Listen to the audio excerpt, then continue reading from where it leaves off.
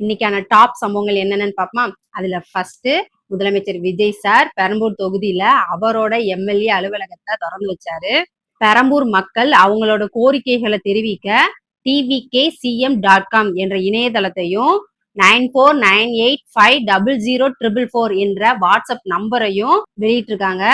அப்புறம் முதலமைச்சர் Vijay sir ration கடையில பயனாளர்களுக்கு ரேஷன் பொருட்களை கொடுத்திருக்காரு.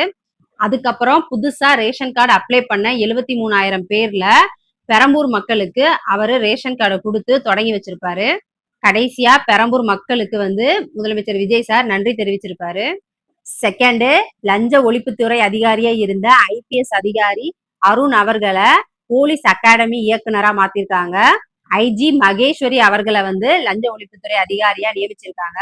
தேர்டு, தமிழ்நாடு பாடநூல் மற்றும் கல்வியியல் பணிகள் கழகத்தின் தலைவரா லைலா மணி அவர்களை நியமிச்சிருக்காங்க.